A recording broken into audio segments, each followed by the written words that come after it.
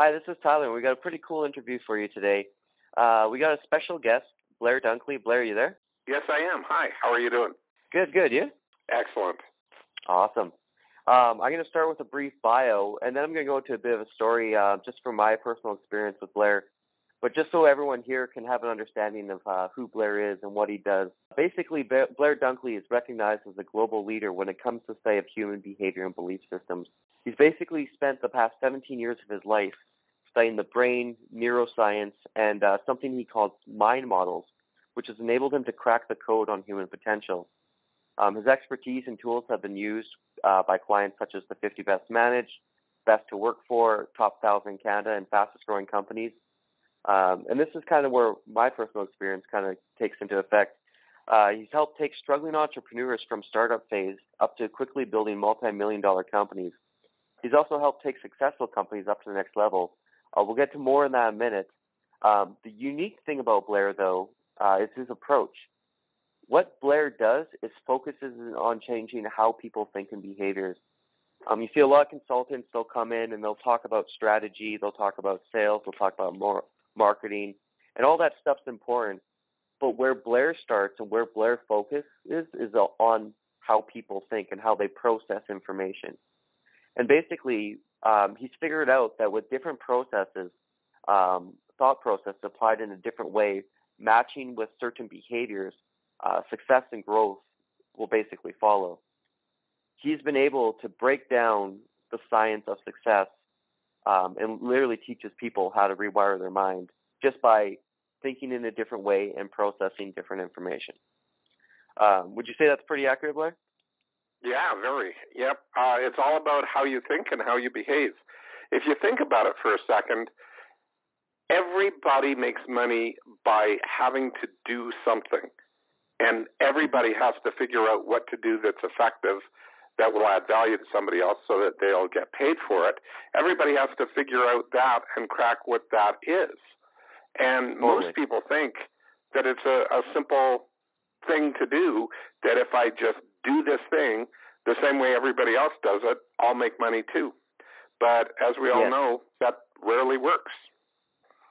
Yeah, and that's something that always has fascinated me personally. Like, you think of all the realtors out there. There's literally tens of thousands, probably hundreds of thousands of realtors. Yet 1% makes it. And one thing I've always been fascinated is, what is it about that 1%? And don't answer this yet.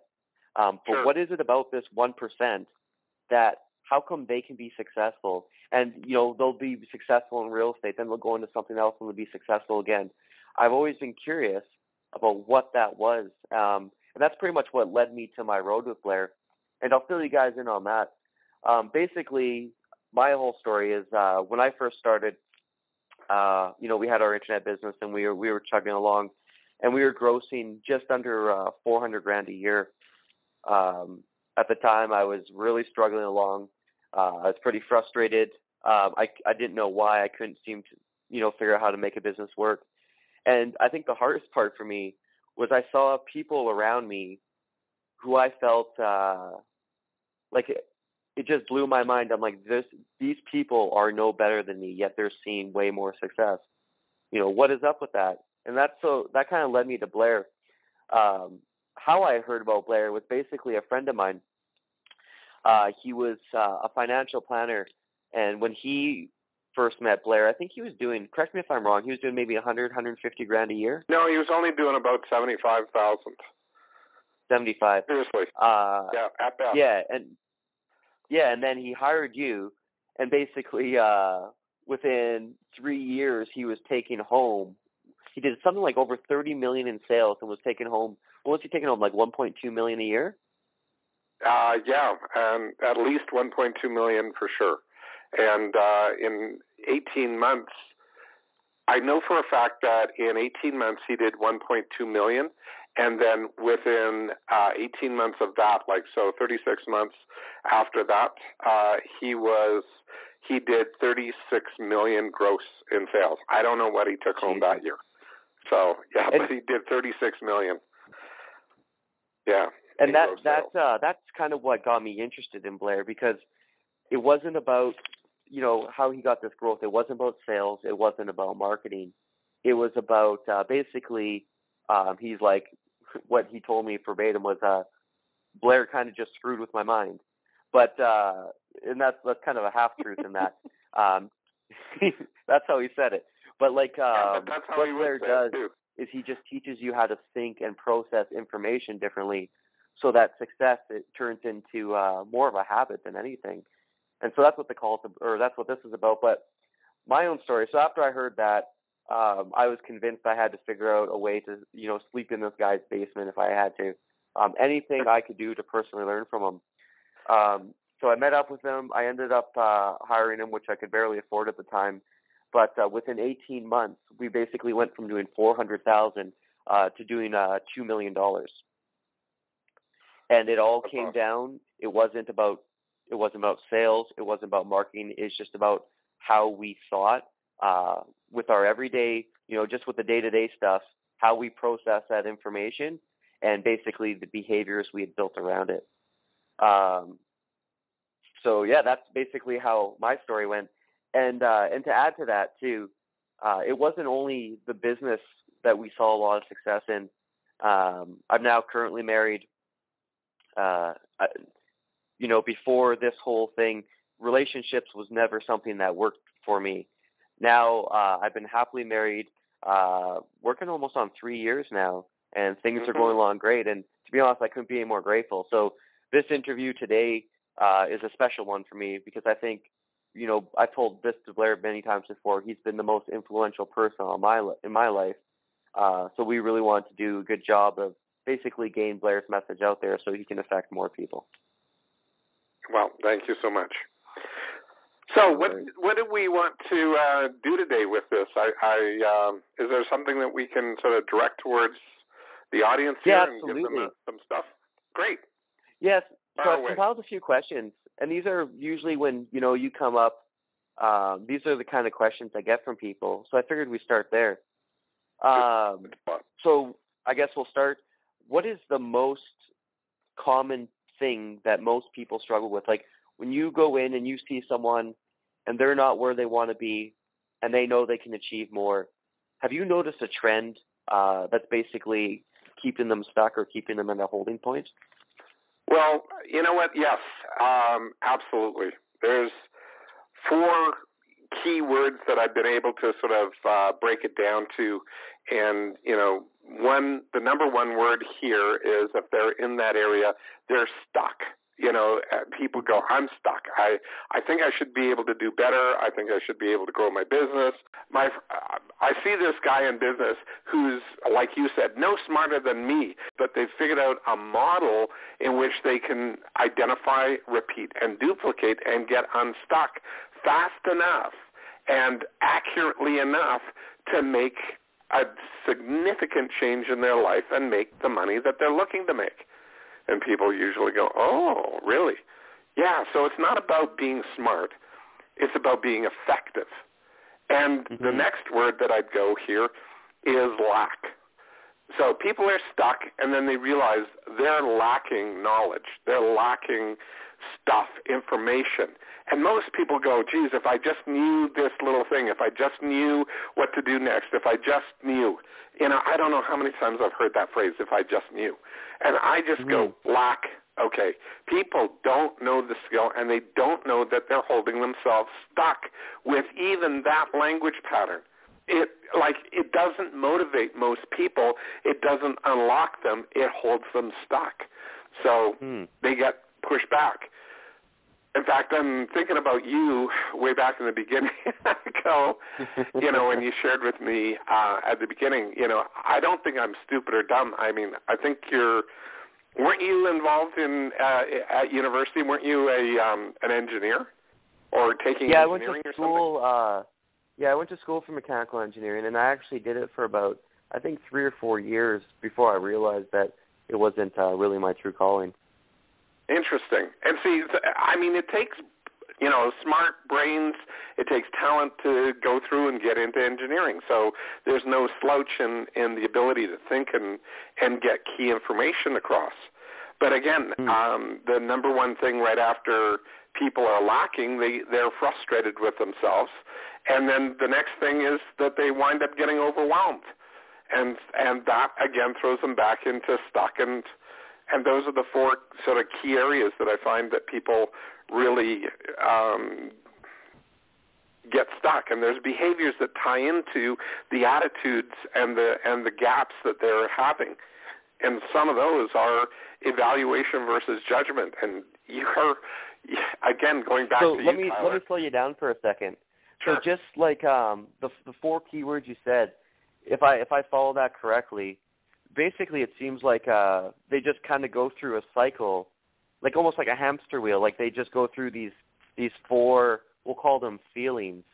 I don't even know if they're emotionally loaded words. That's correct. So they'll engender feelings. Yep. Keep going. But they just keep going through it, and then they don't figure out how to break out of that, right? Normally, they're stuck in that loop. They're just on that treadmill going through it, and it's basically based on, again, the research that I did in the area of question concepts and how people process information, and they're stuck in their why. Mm-hmm. They're just why are they smarter than I am? Why did this happen to me? Why didn't I get this figured out? Why? Yeah, totally. Yeah, that makes sense. So when you find, so basically, the biggest obstacle you see people who are struggling, and whether, like, I'm going to tie this in with relationships, I'm going to tie this in with sure. Obviously, how their business are doing or how they're doing their job, is basically they're stuck in this emotional why pattern. They're stuck in this emotional, like, hamster wheel where they're asking all, I'm going to say, not the wrong questions, but they're asking themselves ineffective questions that are holding them stuck. Absolutely correct. And that's one of the things that we found out. I mean, you jumped into one of the language patterns that I taught you early on, and I'm thrilled that it's coming through loud and clear in terms of what you're doing. And that's effective versus ineffective thinking. And identifying what is effective and what is ineffective. Even better than right, wrong, good, or bad. Those are all judgments. And when you get out of that judgmental phase of judging yourself and comparing yourself to everybody else around you, you start going, hey, you know what? This isn't bad. I mean, I know that what I've done is ineffective, but it's not bad. It gives me data points so that I can change my behaviors. And all of a sudden, you start recognizing that, hey, I feel better about myself when I can make changes intelligently and predictably rather than staying stuck. Most people do not like being stuck. They hate it. Yeah. Yeah, and I can definitely associate that. I remember, like, it just used to drive me crazy. Like, I would get no sleep because I would just lay there and be like, I just don't see what the problem is. And so, for people who are listening to this, what kind of tools would you recommend so that they can get out of this emotional like hamster wheel, so they can actually, like, what kind of questions or what should they be doing to basically end this cycle?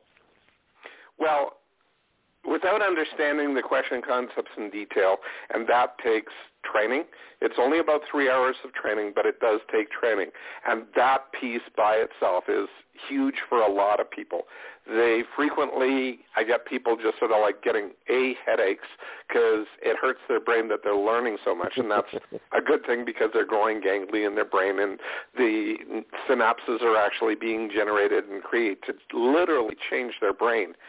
But if you can't do that, then the next thing to pay attention to is evaluation versus judgment, and evaluating how you're doing what you're doing. And evaluation is always, always externally verifiable. It's not about a judgment. Judgment is always your opinion about something. And just because people share opinions about things does not necessarily mean that it's externally verifiable. If you can't see it, videotape it, hear it, and duplicate it, it's not externally verifiable. But emotions are duplicatable, but you may not be able to see them or observe them or document them easily in some form or fashion. That means recording them or whatever. You can hear them, but is it an opinion or is it basically externally verifiable, closer to fact, or truly a behavior that you can see and duplicate? And that anybody, virtually anybody, who's in that situation would do or see or respond in a similar way. So, like, if I can, like, break this down and simplify it, you know, say I'm going through a situation where I'm stuck with the current problem. You know, say maybe my business isn't growing. Let's just use that for an example. The best thing I can do without knowing the question concepts and how that stuff works is basically more or less take a step back and look at the facts of the situation and look at the results of the basically what's going on as opposed to, you know, going about how I feel about it. Correct. How you feel about it is virtually irrelevant to the results that you get. Sometimes you feel bad when you've learned a lesson. You know, sometimes people go, geez, I really screwed up here, but I learned a lot, but I feel terrible about that because I screwed up so bad. You know, but you've actually learned a brilliant lesson. And it's starting you on the direction of, A, never making that mistake again in your life, and enjoying the fact that you learned how to change your direction. And most people feel badly because they made up that mistake. Next area that you want to pay attention to is get an opinion from a trusted resource, from a good friend who's not just going to tell you what you want to hear. Okay, they're going to tell you the truth from their perspective, and hold that in your mind and ask for them, what did I do that tells you that was effective for me or ineffective? You know, what did I do? Like, describe. So we're not saying good or bad, but we're saying ineffective or effective or ineffective. Right. Either way, those are learning opportunities, and it's about building learning opportunities. When I did my research on super rich people, that's one of the things that I found in common with all of them. They didn't focus on making mistakes or not, or right, wrong, good, or bad. They just focused on, A, what's effective, what worked, or what didn't work. That's all they cared about. The second thing is they wanted to know whether or not it was duplicatable and transferable to somebody else. So there were three steps there. It was first they had to identify what it was, like was it effective or ineffective. Whatever that was, they had to identify that. Then they had to figure out, can they repeat it themselves? Can they have this thing go over again? And then can they transfer it and duplicate that in somebody else and build their team? And that's how Earl, your friend there, took off and made $36 million. He just went to school on that model. Yeah, that makes sense, because now he's able to go from just being a one-man show to building a team and to basically leveraging himself so he can basically do more with less. Absolutely. Well, he actually did more with less of his personal time, but he leveraged so many more people into what he was able to do, because that first 18 months was him learning his steps and being able to just say, okay, here's what I did, here's what worked for me, or here's what's effective. And it was. I mean, he literally went from that $75,000 a year to personally taking home somewhere like $1.2 million. So, I mean, I don't know what his growth was, amazing. But it was big. Yeah. It's amazing how much little steps can give you such, like, it's like a tipping point or a leverage point. You can get so much from so little applied effort as long as it's applied in the right way. Correct. And that's one of the key things that I keep on reinforcing in people is incremental improvements. Don't try and fix it all at once and hit an out-of-the-park home run. When those happen, it's great. But don't swing for the fence every time. Just, get on base, get on base, get on base, and your runs will come in. You'll score more by getting on base consistently. That's great. Yeah. That's great stuff. The next thing I want to go into, actually, I was just thinking about this now, because I just even remember this for me, and I see it a lot now, just with people out there when they're starting their business, or even people I'm hiring. Like, you can tell when you have someone who's entrepreneurial, or you can have someone, like, someone may say they're entrepreneurial, but like when you hear this part, you can tell this person's entrepreneurial, or this person's, like, we'll say a wannabe entrepreneur. They have the intention, but because of their belief systems or their self-limiting beliefs, Yeah. they have that intention, but with that in place, it's like I almost feel like it's 1 in a million for them if they're not able to figure out, first of all, what those self-limiting beliefs are, and also how to change them. But would you mind going into a little bit about self-limiting beliefs and explain them? Well, exactly. I mean, so many times, like you were saying, people want to be the entrepreneurs, but, entrepreneurial behavior requires that you handle a certain level of risk and stress. If you need security in order to be effective, then being an entrepreneur is really not for you. I mean, people need certain levels of security.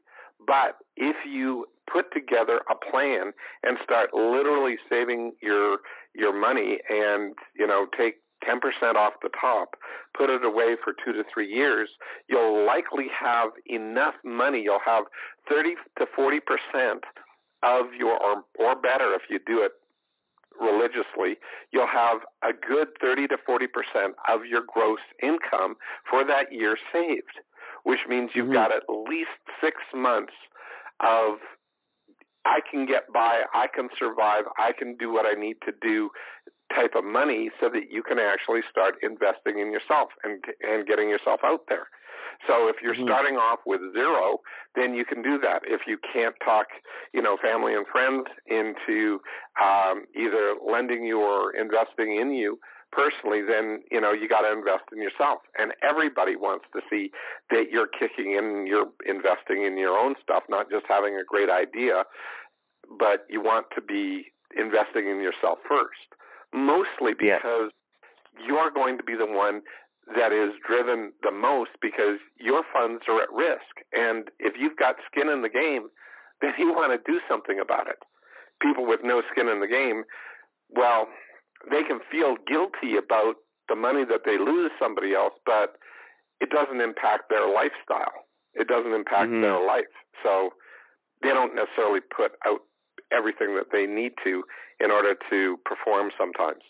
So one of the key things is that ownership mentality has to kick into gear. And that's one of the best ways to kick it into gear is save that money and invest in yourself like an owner would, because you are. Yep, totally.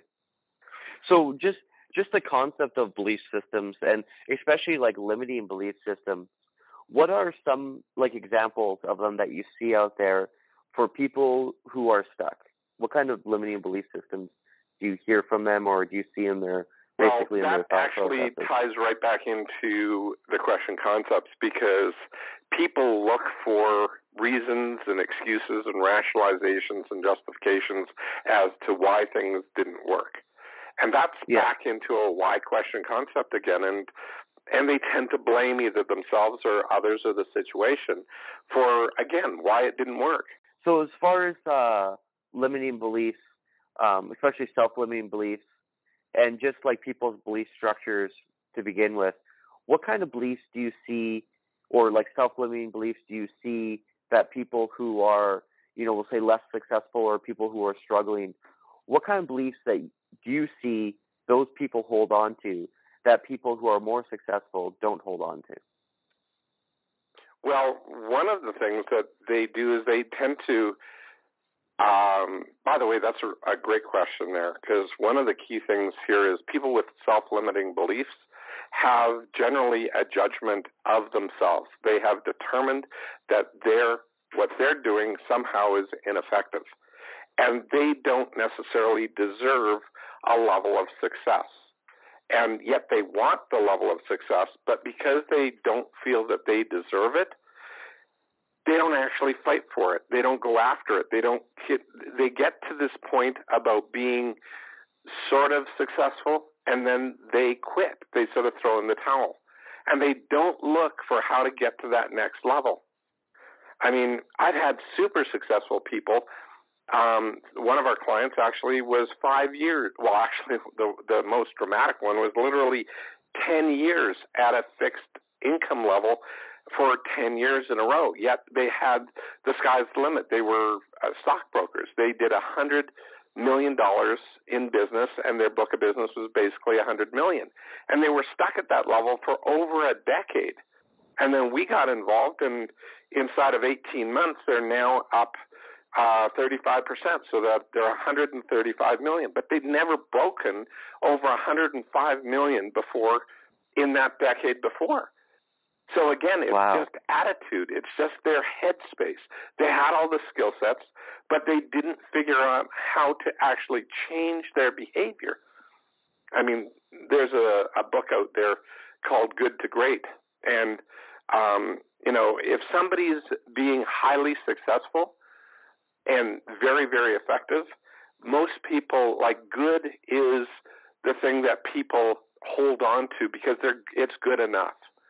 So people are get comfortable with being mediocre, and they don't ever figure out how to become great because they don't push themselves, because what if they fail? What if they fall? When people get a certain level of success, this is a common self-limiting belief.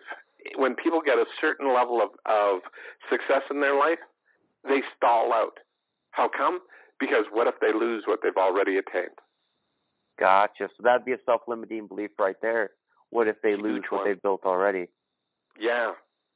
As opposed to, how do I maintain what I have and cause myself growth as well?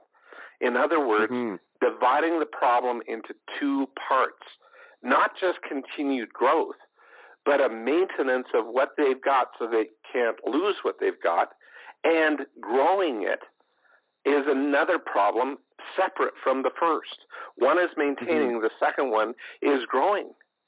And it's actually, when you get to a certain scale, that's the way that you have to grow your business. One is to maintain what you've got and take care of, the carrots and peas and all the little things that are on your plate. You got to take care of what's there, but then you've got to also go after what else is next. What's the next thing that you go after that you can cause this thing to grow? And usually it's understanding your customer and your customer's preference. So one of the things that people say is, what got you there won't get you to the next thing. Well, what got you there is your customers, and you've got to understand that your customer's mindset shifts over time. So if you can stay current with your customer's mindset, then you can maintain the value proposition that you're already delivering to them. And the next thing is you can add value to the next areas that you've got a natural affinity with people that trust you, and build on that. And I want to kind of expand that, like you say, your customers, but this could be, your boss if you have a job. It could be, because that's your customer when you're at work. Or it could be your spouse. It could be your spouse as well. Absolutely. It's like relationships change all the time. Well, what's the thing? What did your spouse fall in love with you about? Does she still love that about you? Probably. But what else would add a little bit of spice to that relationship? Interesting. How do you spice it up to move it to the next level? Or at least maintain it and cause it to grow? And sometimes it's about simple things like trust. How do you get her to trust you? And to grow that trust? How do you get her to want to fall more in love with you? How can you take a look at what you're doing differently and what she's doing with you, and have you paid her a compliment lately? Have you bought her flowers or chocolates? Have you taken her out for dinner, or do you just take her for granted? Yeah. It's care and attention. It's making them matter. It doesn't matter who it is. Everybody wants to be appreciated. Okay? Everybody. So going back to belief systems, so one of them that a lot of people have is, I'll have to lose what I have now to get to the next level, or what if I lose? And basically the replacement for that is, how do I keep what I have and add on? What's some other belief systems, some limiting belief systems you see in people out there? Well, one of them for people that are starting out is, am I good enough? Gotcha. Am I good enough for this? Can I get there? It's going to be hard work. It's going to be. Just with that one, there was I think it was Edison had a quote, and his quote went something like this: that often there are opportunities that we have in our life. The only problem is they're disguised as work. So, opportunities are around us all the time. We just have to work at them to make them big ideas. And a lot of people want or see people where it's just it appears to have landed on their lap. But that's usually the first thing, unless you're a lottery winner, that's the last thing that actually occurs. You know what, actually, this just triggered in my mind some of the other, belief systems people that have. I don't have enough money. I'm not good at sales. I'm not good enough. I need to learn more before I take this first step. Like, yes, this that's actually, one, kind of sprung out. I need to learn more. That's a big one. That's a huge limiting belief. I need to learn more before I take this first step. Yeah, I see that one as being a killer. Like, that's one thing we found when we were able to go from 400,000 to 2 million. There was all these obstacles we had, but we basically just worked the process and worked through the problems. And we could have spent 18 months, just trying to figure out and learn it. But I want to say we dove in, because I wouldn't say that's accurate, but we did take it one step at a time and just chunked it down, and we're able just to overcome obstacles and figure out, how can we scale this part of the business during or that whatever. time frame, if I can sort of remind you of this, during that time frame, I remember having a conversation with you, and I specifically mentioned to you, because you wanted to overplan. You wanted to get 5 or 10 next things to do. What's after that? What's after that? What's after that? And I kept on saying to you, just do 3. You have your next step, the next step after that, and the one after that. And if you just have this step and the next step, that's good enough. Do that, because once you learn to do this step, the next step might change, and definitely the third step might be completely different. So, don't take too many steps without testing. Yeah, that makes sense too. It's like, because how can you? There's no way you could possibly know all the steps. Like, business is dynamic, relationships are dynamic, they're changing, and unless you have a crystal ball, there's no way you could possibly predict all those steps. So just by chunking it down and doing, I like what you said there, do this step and then the next one, and then see where it goes, because by that point, it could have completely changed.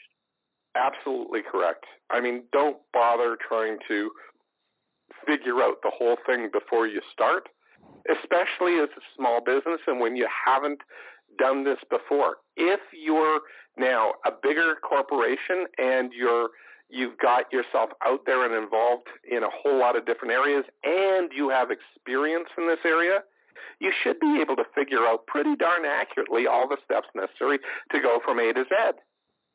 But if you're starting out, the people who started that thing didn't know what the path was to get from A to Z, and that's usually duplication. Remember when I started out this conversation with that duplication? You have to go through it. You have to repeat it so that you can do it again, and then you duplicate it in others. Well, that's about documenting and duplicating, and that's where you've got this whole path that's, basically, this is what I've done, this is what somebody else does, and this is how you do it, which does work up to a point. Because most people who go out there and buy courses and whatnot, are trying to copy somebody else's way of making money or doing something like, stuff on the internet. And one of the issues here that you get into is you have That person that did it the first time had certain experiences and had walked in with a certain set of life experiences and behaviors that were already programmed into his head that he'd learned behaviors.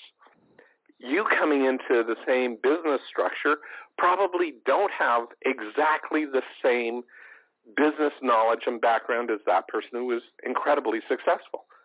And they're trying to guess at what that is that will make them successful. And one of the weird things here is that what I found is if I don't focus on those exact behaviors, but if I focus on how that person thought about it and break that and model that into mind models, the mind model is then adaptable so that you can then adapt it in your situation and adapt it for success. And that's where the leverage is. That's what's really gotten me the clients that I have and taken my clients to the next level. That's interesting. So, can you share an example of that? Well, certainly. Well, one of the examples could be you in that area. I mean, if you think about it, how frustrated you were when I first met you. And one of the things is that you were looking for somebody who had answers. And so instead of giving you somebody like me and telling you the answers, what I gave you was a process to figure out the answers for yourself.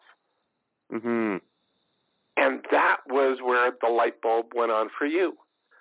Mm-hmm. You know, other clients, other people, we have a client down in California who is pretty stuck. He had a very successful business and an internet marketing business, did really super well, and then his partner left and he got stuck. You know, and he was emotionally, struggling and needing to get his company back on track. It hadn't gone under, but it was not looking strongly positive. But the second that he learned how to identify his behaviors that was holding him back, and it was his behaviors, not the company, not the attitude, not the fact, even the fact that the market had moved, he'd moved with the market before because he'd been in the internet marketing business for at least 6 or 7 years at the time. And he'd adapted every single time. But this time, he got stuck because his belief was that his partner was a key influencer. But he actually helped his partner get launched in the first place and move himself to the next level and do all that other stuff. And it was really about him evaluating and not judging himself and testing and seeing what he did either worked or didn't work in the current market. And that's really all it ever is. It's testing and evaluating, but having the courage to just look at yourself and get that fire in the pit of your belly again and saying, I can do this. I can figure this out. And if I can't, I can find somebody who can help me figure this out or who has figured it out, and I will adapt it if necessary. But I'm going to try what they did, what they're telling me, and then if it doesn't work for me, keep what parts work. Test it. Rip it apart. Figure out what works. It's not garbage in, garbage out. It's something that somebody else was effective with that doesn't work for you. Well, what parts are effective for you? What parts aren't? And you've got to have that kind of mind. And you asked me before, what separates some people from being successful and others not? Well, it's that attitude. They don't throw, the wealthy people rarely throw the baby out with the bathwater. They keep parts, and they take a look at what's worked. What part of this worked for them? What part of this is working for them now? Yeah. And throw out the other part and change it. And they usually, the ones that are really effective and successful change one or two things at a time, but they change them quickly. They don't hang on to the things that aren't working. They just move on quickly to the next thing. Interesting. And they don't get hung up on, geez, this was my idea. It's supposed to work because it's my idea. Well, so what if it's your idea? I mean, what was that thing with Edison? 10,000 or 9,999 ways how not to make a light bulb? You know? Yeah, exactly. He only needed one way that worked. I mean, seriously, That's all that it is. You know, and you gotta think about this in terms of ways that hold the information in your mind that are relatively sticky. So you try and figure out the story of it. What's the story here that holds this in there? Well, how do you swing a tennis racket? Well, if you tell somebody to swing a tennis racket flat and level and in a straight line, well, that's tough to do. But if you told them to clear a table of dishes with a swing, just swing it as though you're going to clear a table, wipe the table clear of dishes. Well, okay, that's the how hard you'd swing it.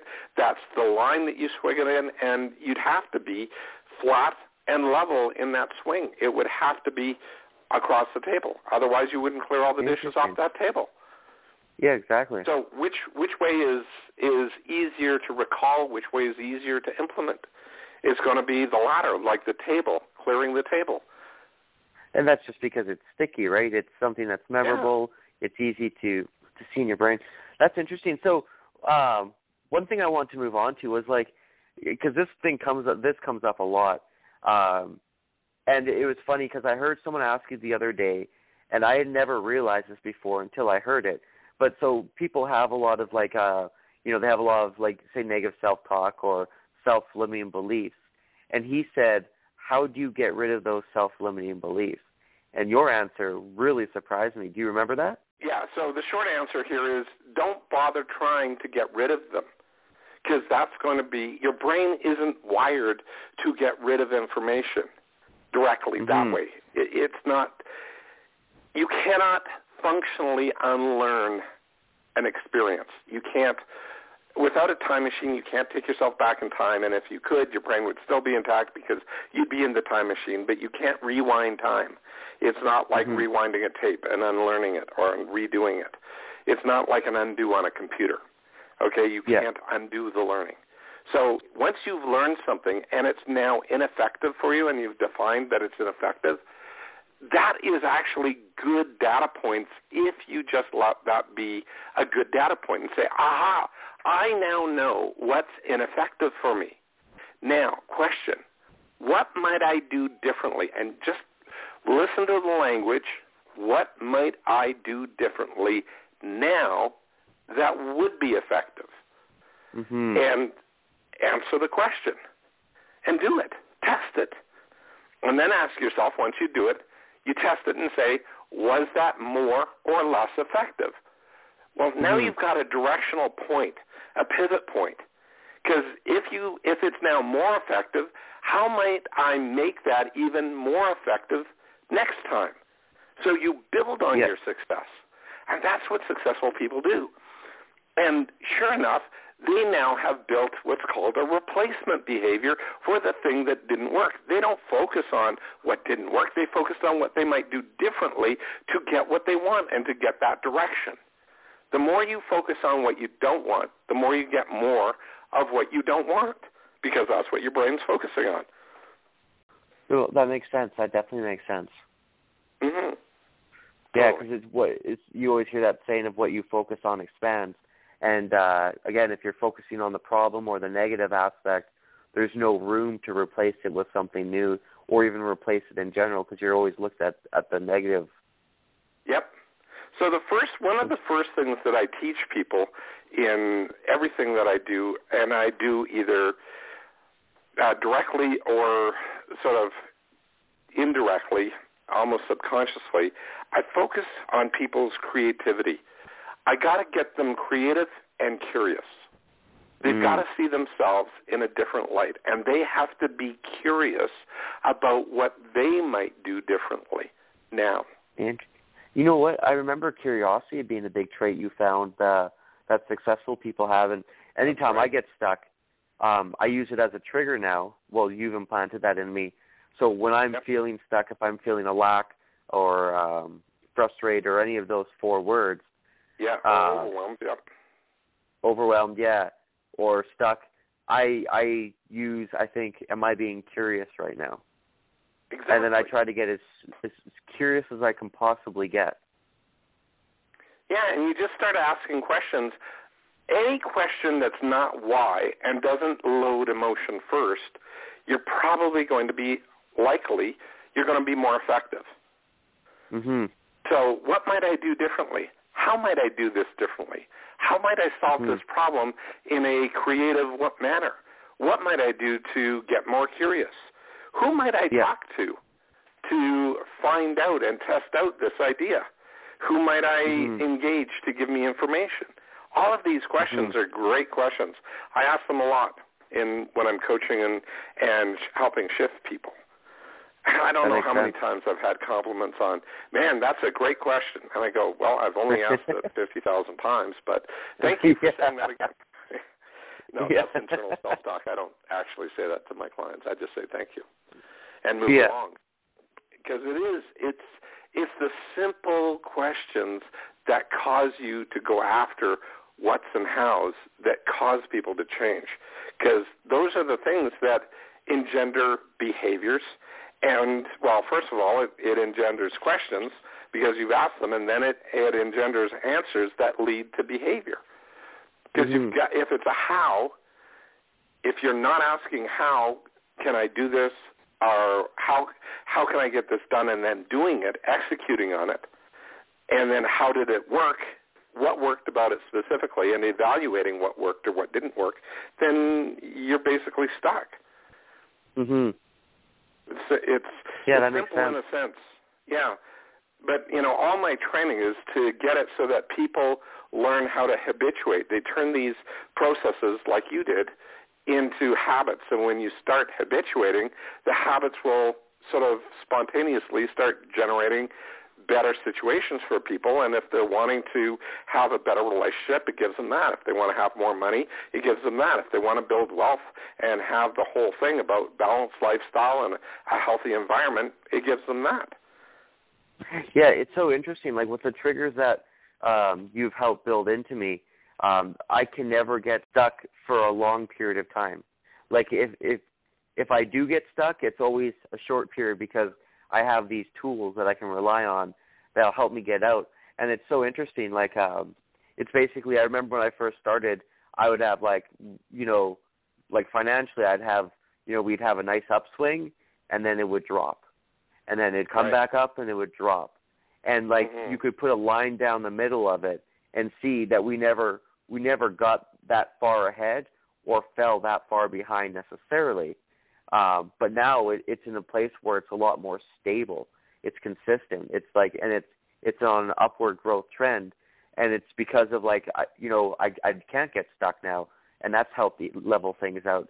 And then with building on top of what I have already, it's been able to like help, keep that growth curve going in the right direction. 2 seconds. I just want to point out something here for the listeners. What I talked about before was a maintenance mindset and a growth mindset. I can't get too stuck and it doesn't drop too far down. Maintenance models. Okay? That's the maintenance mindset. And I've worked on this with Tyler, but those of you that are listening just heard him talking with a maintenance mindset of not having it drop too far down. He's not betting the farm. He's knowing how far to stay in and how to maintain it and then cause growth on top of that. That's the language pattern that I look for when I know that people can move themselves to the next level. They may not be executing that effectively, and if they have, they're growing. They'll grow more times than not. But the other thing that I know you've paired with that is the behaviors of analyzing what's actually working and what's not working, so you know what to keep in when you're doing your business. What parts are working, keep that, and what parts aren't working, okay, I got to try and replace this area, and I got to get data points to know what's working, what's not working. Basically correct, right? Yeah, absolutely. Yeah, just running through the things in my business. Yeah, that's bang on. Well, the other thing is, when we chatted about your relationship as well, if you think about it, going back to the day with the first girlfriend that before your wife, when I was chatting with you and working through some of those relationship issues, you needed to evaluate and figure out if she was the person for you in your life. Yeah, as opposed to just going with the feeling. Yeah. But see, that was figuring out what feelings you wanted to have predominantly in your life rather than having just any feeling. And a lot of guys are pretty lousy at describing their feelings. So when they have a feeling, they frequently feel like, wow, this is a great feeling, or this is a terrible feeling, but they don't name or label what they feel. Mm-hmm. And that's one of the things that I got you to do is start naming and labeling what you feel and which ones do you want more of. And is she helping you find those feelings in you or not? Mm-hmm. Yeah. And, man, I almost wish I could go on talking a little bit about that, but yeah, no, sorry, a lot of thoughts are coming to mind. Getting back, sorry? We can do that on another call. Yeah, absolutely. So this is kind of like a big one, and it's almost two questions mixed into one. What is the solution for, one, people who no longer believe themselves? And then, you know, we've kind of covered part of this too, but we'll reiterate it. When you're overwhelmed, scared, and broke, and you don't see a light at the end of the tunnel, how do you turn everything around? And it's two different questions. I know we've kind of talked about this, but the first one, what is the solution for someone who no longer believes in themselves? Well, you can hold on to that belief of not believing in yourself, but if you're not prepared to behave, in other words, if you're not prepared to do something to find out if you're worthwhile doing something or not, if you don't do anything, nothing will change. I guarantee you, nothing changes when you do nothing. Mm-hmm. So, I mean, I've literally worked for years in my past. I worked with a lot of people who had a lot of mental health challenges, and in the early days, I worked with people that were shut-ins. And until they plucked up the courage, and there's a lot of support that you give those individuals as well, but when they finally pluck up the courage and walk out of their house and you work with them, then all of a sudden life opens up. And it's not all of a sudden, but when you look back on it, in the matter of months, they can go from being shut in for 5-7 years, and in 3 months they're out and about and changing their life. But you have to be always prepared to take a small step. If you're not prepared to take any step, you'll stay stuck. So first thing, ask yourself, am I prepared to take one small step? Just one. Not 10, not 20, not change your life, one small step. And do that 20 to 30 times in a row, and all of a sudden your life is starting to move. Because it's always with that first step. Mm-hmm. So that's the first thing, is to get out of that stuck state, that overwhelmed and scared and frustrated and you blew it. It's you pluck up the courage and you take one small step. And if you just take, actually, all you actually have to take is 10 evaluated steps, and I mean that literally what I said, and I got to basically break that down and teach you. You've got to evaluate it, not judge it, but evaluate what part worked in taking that first step. And for some people, it is making a call. Getting themselves unstuck and making a call to, some kind of business support group. If they're looking to go into business or if it's for help, they need to make that call and see about getting themselves some support or some help. Now, it might be a friend, it might be somebody, it might be saying, I need to go take a course. Okay, I need to get some information into me because I don't know what I don't know and I need to do something. Well, that's a great step, and that's way more than one step. So it depends on where you are, but, I mean, taking those steps and evaluating yourself rather than judging yourself, that's really the key. Now, let's say you've taken the course and it's a business course, but you're not really applying what it is. Some people think because they know what to do, they should spontaneously know how to do it. Most people don't know how to do it just because they know what to do. Yeah. So, I mean, there's a quick story that I'll share with you here. There's Bill and Bob. Bill has never flown an airplane before in his life, but he saw this, Cessna 175 sitting on the runway, and he decides, geez, that's a simple little, nice little looking airplane. I'm going to jump in it and take it for a spin. So he does. He cranks the rudder around and steps on the pedals and checks out the controls and just figures things out. He's never been in an airplane. He's never done any sort of, flight simulators or anything. He just sort of figured, I think I could do this. And so he did it. So he gets up, he flies around, revs up the engine, and flies the thing around and comes back and doesn't crash. And he does a really crappy landing, but it didn't break anything. And so he goes, wow, that was fun. I'm going to do it again. So he does. And then there's Bob, who wrote the two of the world's toughest exams and scored 100% on both exams. My question is, who do you want to fly with? Now, Bob's never flown an airplane. Bill's never taken the tests. Who do you want to fly with? I would want to fly with the person who's flown a plane before. Yeah, even though he doesn't know the what's of it, he actually knows how. So how and experience is the most important piece. So taking a course gives you a lot of what's, but it's the how that makes the difference. And finding how to actually execute what you know. Yeah, that's what you got to do. Now, the best is obviously both, but if you don't do your hows, you don't get to that next level. You don't figure out how to do what you know, and life only changes when you do something different. Yeah. So it's just that simple. You got to do something to get a result. So, and that pretty much answers both the questions. Like, for someone who no longer believes in themselves, at first ask themselves, are they willing to take a first step?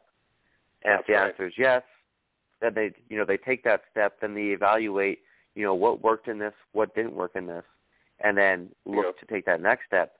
And then same if someone's overwhelmed, scared, and broke, or they don't see the light at the end of the tunnel, how do they turn that around? Same thing, really.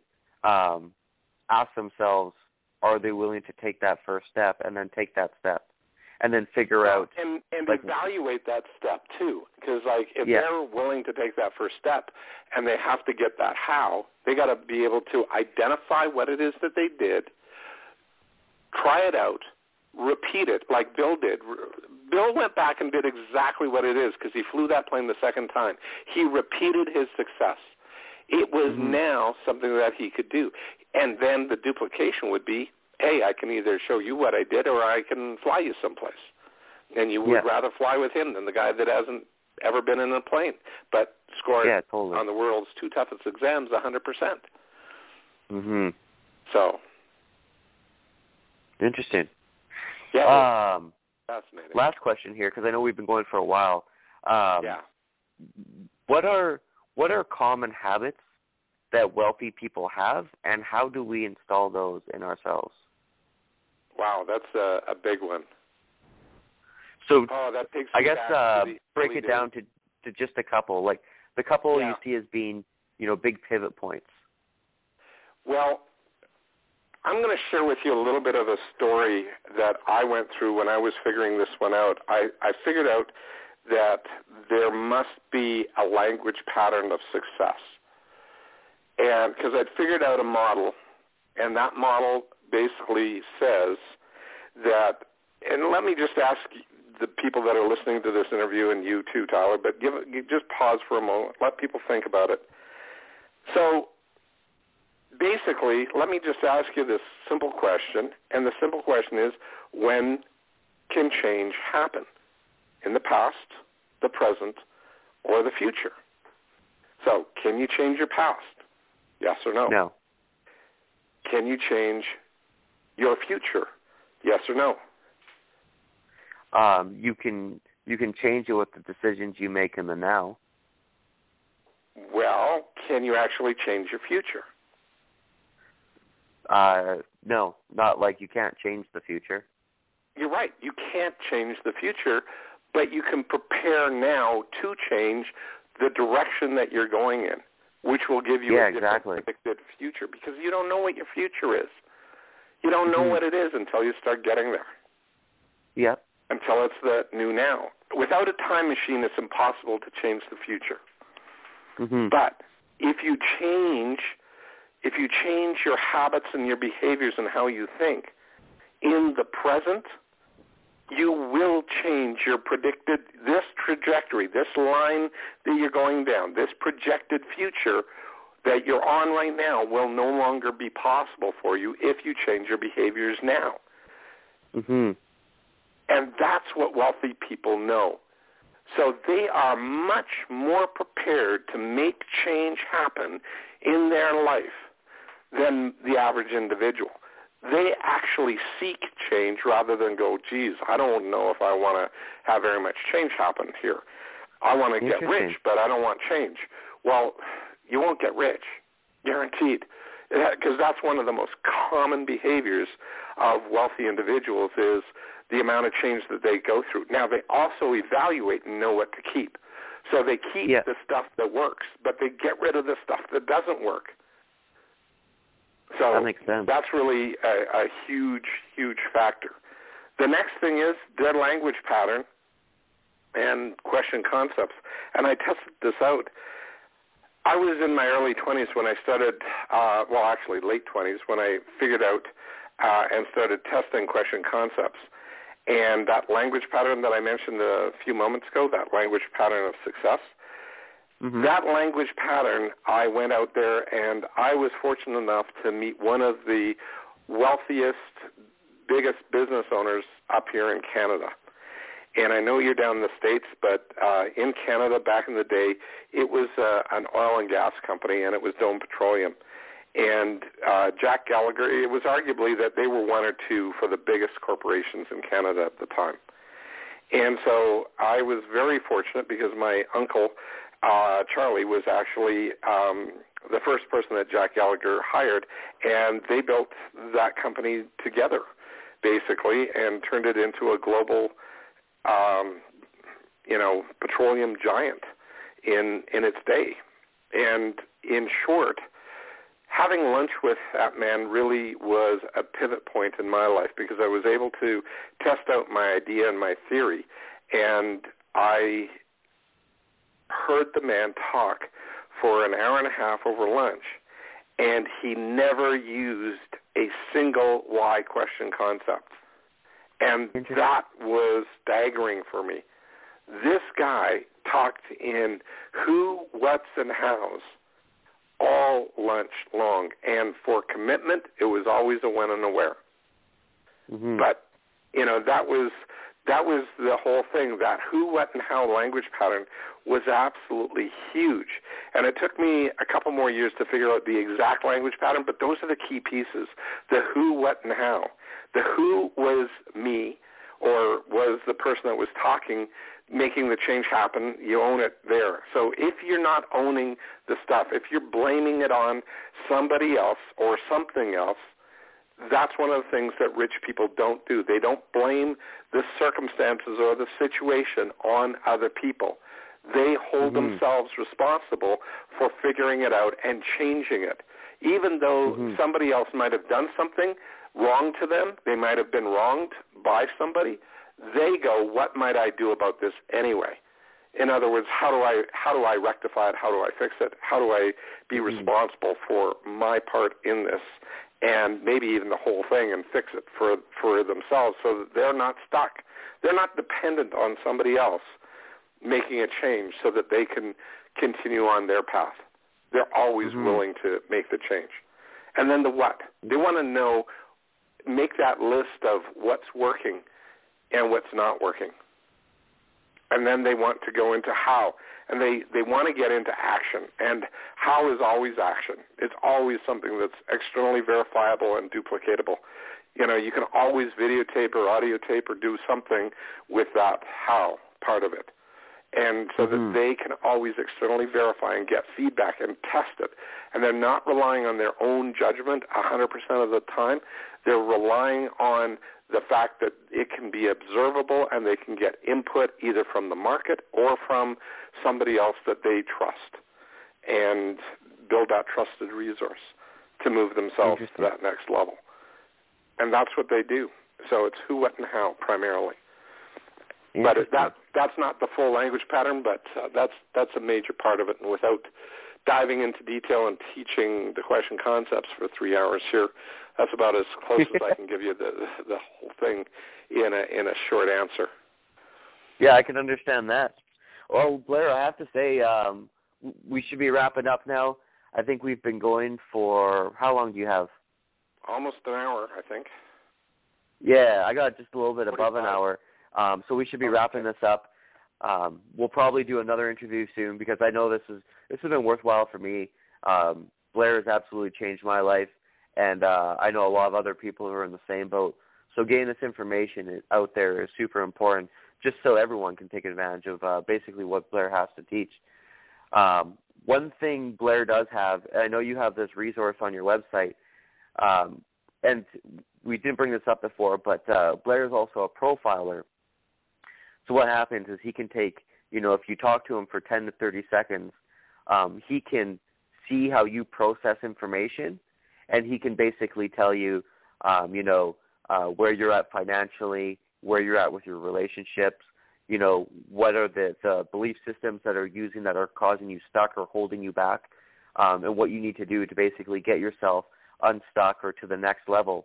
And what he's been able to do on his website is he created a beta test of basically, because he can't obviously talk to a ton of people in one time, but what he did is he made a profile beta test of his profiling system, so you can go in and answer a bunch of questions, and basically it's going to spit you out a free report that tells you, what's holding you stuck, what are some of the things you need to do to get yourself to the next level, what are your belief systems or your self-limiting beliefs or the self-talk you're having yourself that are holding you back, so you can start being aware of some of the places where you need to replace some of your certain behaviors, as well as some tips and some pieces of information that you can incorporate to start getting yourself propelled forward and move in the right direction. And we'll get a link to that, to basically the profile below, somewhere on this page. You'll be able to see it. It'll be really obvious. Cool. But that's a resource Blair wanted to put out there. Sorry, you're going to add? Yeah, I was just going to say it's just simply your barriers, blocks, and beliefs in the area of wealth. Yeah, so it'll tell you what's holding you back and what you can do about to basically take yourself, specifically wealth-related, to the next level. Other than that, Blair, thank you so much for your time. It's been great, and I look forward to chatting with you again soon. As always, Tyler, it's been excellent. Take care. Awesome. You too. Thank you. Bye.